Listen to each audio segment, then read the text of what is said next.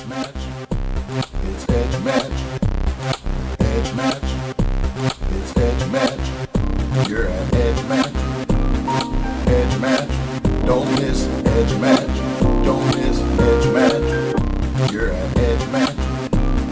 EduMatch. Don't miss EduMatch. Don't miss EduMatch. Hello, everyone, and welcome to EduMatch. Thank you so much for joining us. We are doing the very last EduMatch official show of the year. Now, if you want to get in on the very last EduMatch event of the year, then that, my friends, is the EduSnap 18 launch party going on December 30th at 6 p.m. So events.edumatch.org/EduSnap18. So be sure to get in on that, just announced. But tonight we are ending with a bang. So with us, we have a familiar face. So we have Irene here with her amazing class. So I'm going to actually kick it over to Irene and let her take it from here. Thanks, Sarah. So I'm Irene. I'm at Loyola University, Maryland as a lecturer. And tonight I am blessed to have my class, my ET660 class, which is Innovative Digital Schools. And with us tonight are some ed tech and curriculum and instruction graduate students. And I'm going to let them introduce themselves as we lead into innovation and deeper learning in education. Let's go Whitney first. Hi, my name is Whitney. I teach 5th grade, and I'm really excited to be here tonight. And I'm excited to talk all about learning and technology and learning. Awesome. Thank you, Whitney. All right, Tom, you're up. Hi, I'm Thomas Long. I'm an administrator at a high school, and I'm here to talk about how to infuse technology into the classroom and to make technology work for our students. Awesome. Thank you, Tom. All right, Rachel, you're up. Hi, I'm Rachel, and I'm an elementary school special education teacher, and looking to find some ideas about how I can service my kids in a more realistic way using technology, because I know that motivates them and it's something they're going to need in their future. Awesome. Thank you, Rachel. All right, Leslie, you're next. Hi, I'm Leslie. I teach 1st grade, and I'm super excited to be here to give more information about how to integrate technology in the primary level as well. Thank you, Leslie. All right, Kristen. Hi, I'm Kristen. I'm a 3rd grade teacher in an elementary school. I'm super stoked to talk about innovative technology tonight.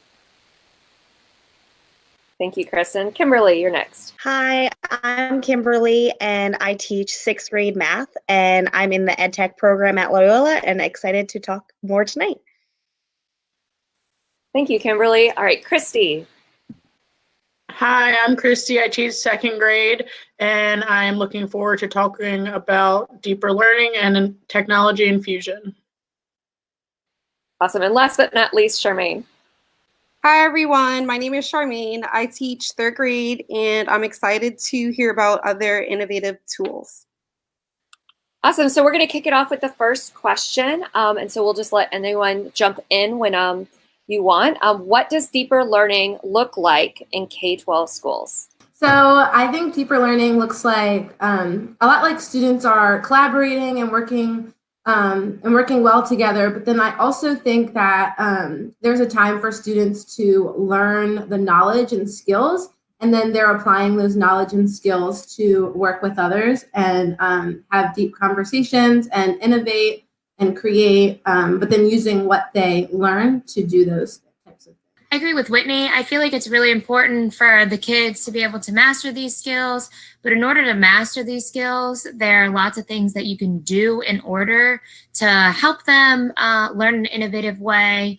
With collaborating with their peers, being able to communicate with their peers is a big skill that they're going to need to use throughout their life. And it's something important that they're going to need to use now as they are learning how to integrate this technology. I think it's also important for teachers to be able to understand how they can infuse it in a regular setting and be able to teach them how they should use it. Because a lot of them don't know how to use the technology yet, and that's an important part with the teacher being able to teach these kids how they can use the technology to better support their learning.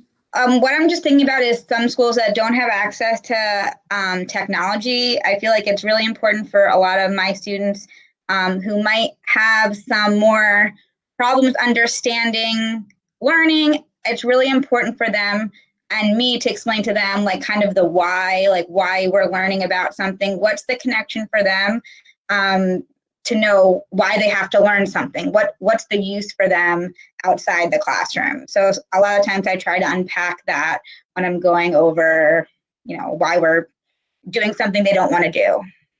And I think that's important. I think that kind of leads to what I was going to say, Rachel, is that real world connection, is having that connection to where they would see it in real life or in the future, is really digging deep into their learning rather than just knowing the skills, but how they would apply it. And some ways that people are applying it, there are some teachers who are doing this through project-based learning, and they're able to provide the real-world learning experiences. Awesome. Charmaine kind of set us up nicely for question 2 because it's time already. What is the most, in this class, are the students got a chance, sorry, my cat is acting crazy, got a chance to look at a lot of different innovative technologies. So what is the most innovative technology currently being used in K-12 schools, and why do you think it's the most? Some of the biggest tools are those that allow students to connect outside of their classroom. So in our school, we've gone to one-to-one devices, and now students have the technology, but they don't always know what to use or to do with it. But the power of it are things like Flipgrid and ePals and these different platforms that allow students to connect with students from around the world and to enlarge their own community. To piggyback on what Tom was saying kind of about Flipgrid, I've been researching it throughout my project in this class, and I think it's a really powerful tool. I've been talking a lot about how my class, I want to connect them to others beyond just our classroom, and Flipgrid and GridPals connecting students to another student around the world. I would really love to try that out with my students. I think it's super innovative. It kind of flattens the walls of our classrooms, and I'm really inspired after this class to try it out with my 3rd graders. There's a tool called Padlet that my school actually used this quarter to connect with other schools outside of Maryland, and we participated in a global read aloud, and teachers were able to use a group on Facebook to connect with other teachers who were also reading that book with their class, and we used Padlet to have the students actually collaborate and communicate with each other. Some of this, what I'm going to say, can apply to technology, but we also talked about maker spaces.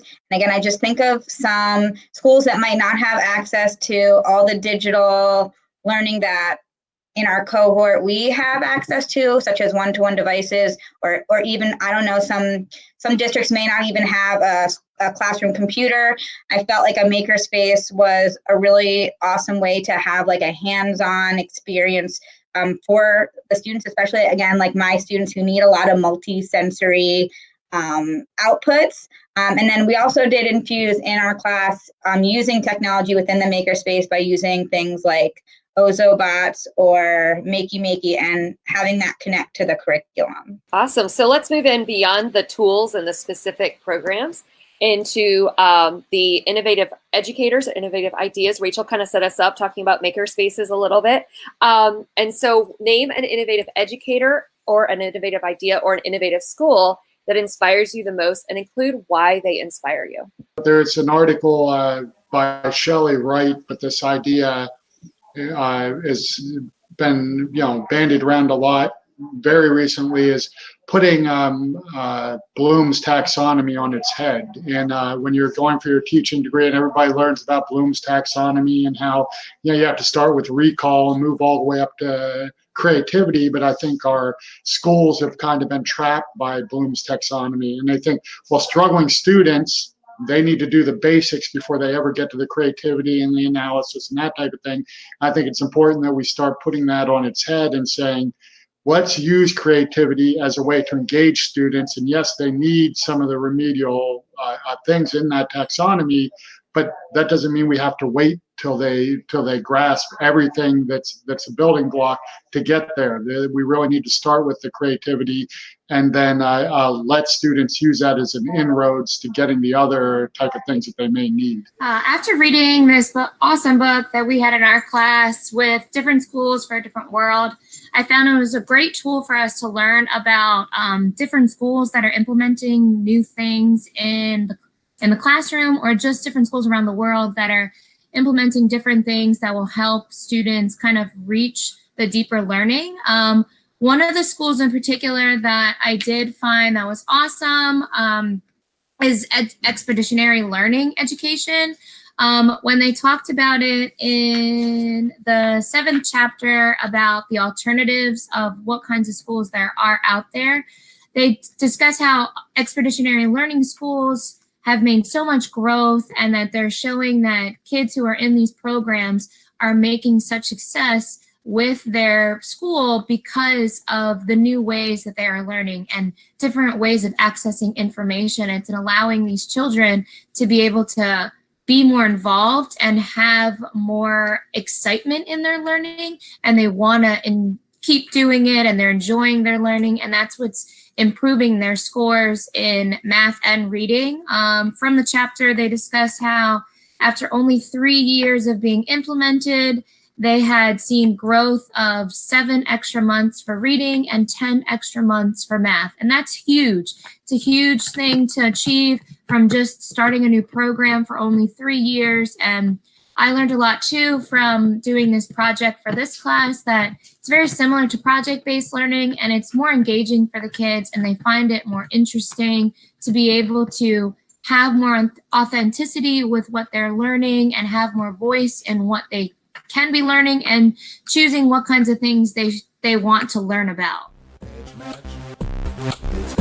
You are listening to EduMatch. Hi, my name is Sam Fecich, the author of EduMagic. Are you a future teacher or a student teacher? Then you need to add EduMagic, a guide for pre-service teachers, to your must-read list. EduMagic provides practical advice, tips, and strategies to help you become an educator of excellence while in college. Teaching doesn't begin when you cross the stage of graduation. It begins Monday morning, 8 a.m. during your first college class. So join me and let's learn how we become educators of excellence with a little bit of EduMagic. Buy it on Amazon today. Thank you for learning and growing with EduMatch. So we're going to move on to our 4th question. So if you're doing our slow chat, we do have Twitter. It's a little bit slower than us, and that's okay.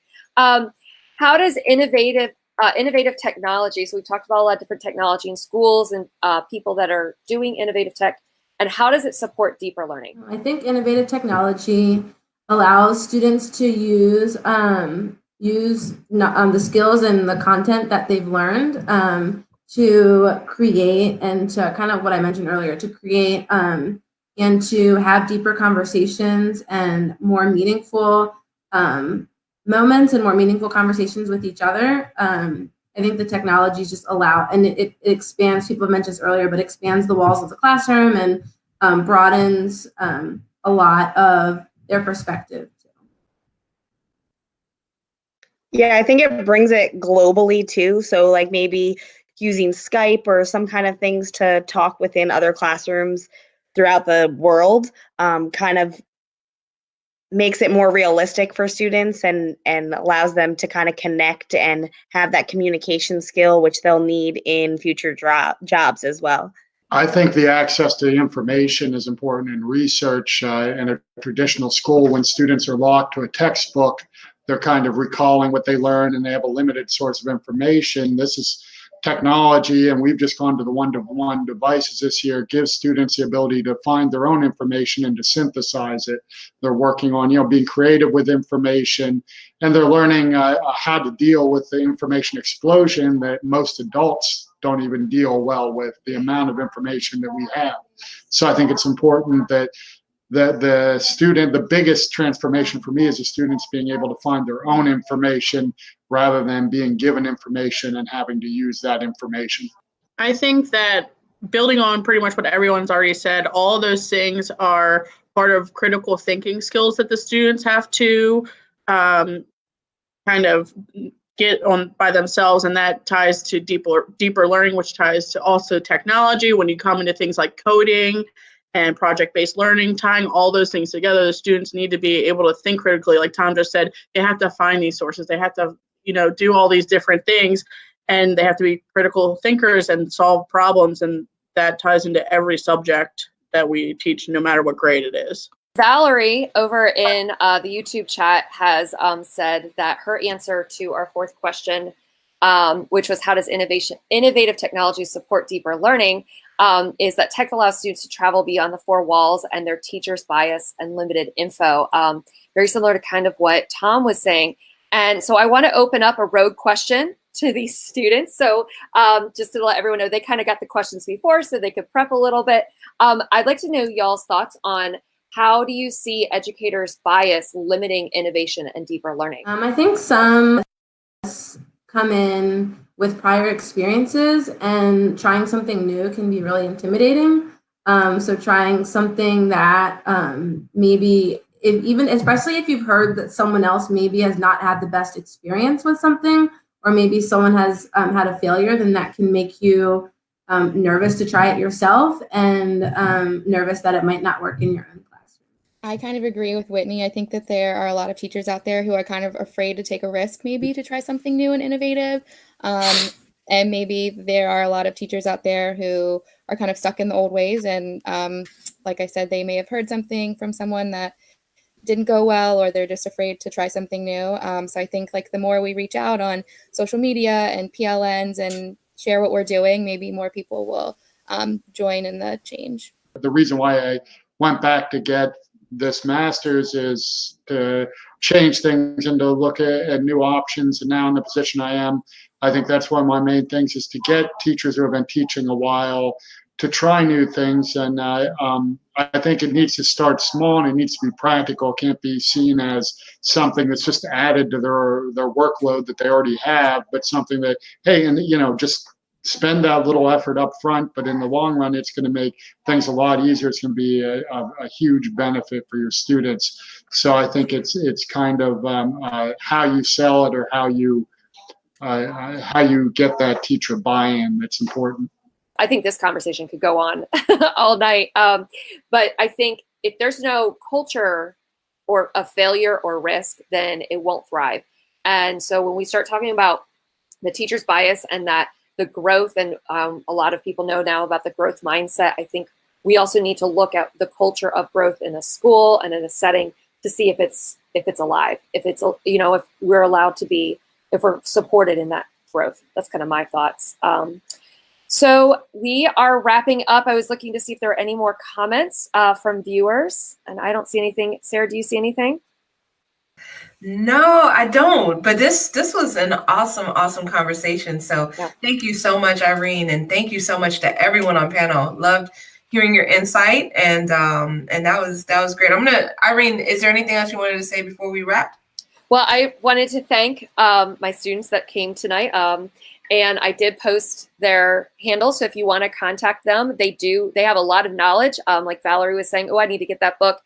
We use that book, and they know a lot of things, and they've done a lot of innovative tech. So if you have questions about any of it, you can reach out to them anytime via Twitter.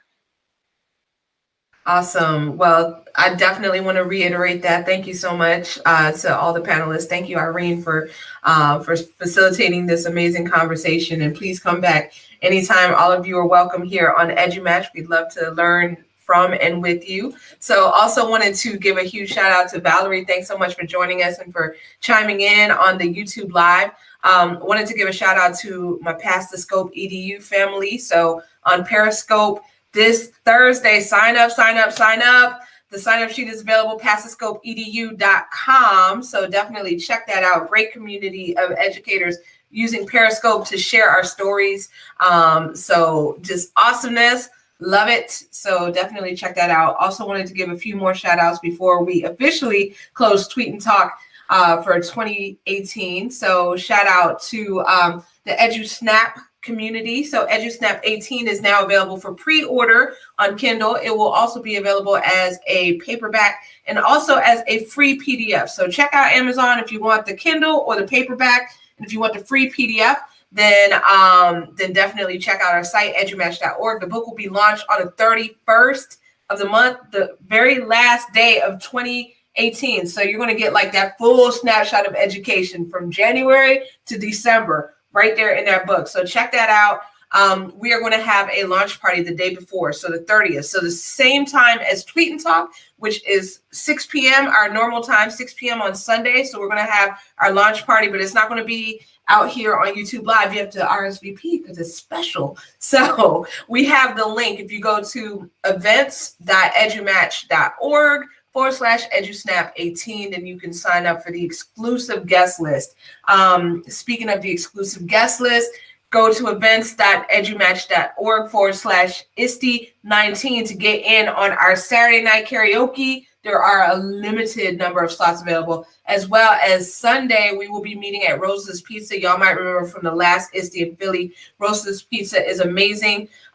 You put in $1 and they will donate a slice of pizza to the homeless. So that's why we're doing it there. So be sure to get there early, 12 to 2. That's Sunday. RSVP so we can tell them how many pizzas to have ready for us. We are going to spring for the first 10. And then after that, if you're tardy to the party, it's on you. But definitely, please pay it forward. If you get some of that free pizza, please donate. Even if you don't get some of the free pizza, please donate to the homeless. And also wanted to give a shout out to 2 more books in our pre-order queue. So we have Daddy's Favorites by Elissa Frazier, the very first EduMatch children book about coming from the lens of a 5-year-old named Jill, whose brother, Dene, he's 7 years old. And he is an exceptional child in many, many ways. He has autism. So the story is coming from Jill's perspective. She's talking about her talented, dynamic brother, and kind of just talking about her lens, like seeing exactly how to navigate the family dynamics, and also Level Up Leadership by Brian Kulak. So if you are a Nintendo fan like I am, you know, game fan, gamer, then this book is for you. It talks about leadership through the lens of gaming. So definitely check that out. So I wanted to thank everyone, and have a great rest of your 2018. EduMatch. It's EduMatch.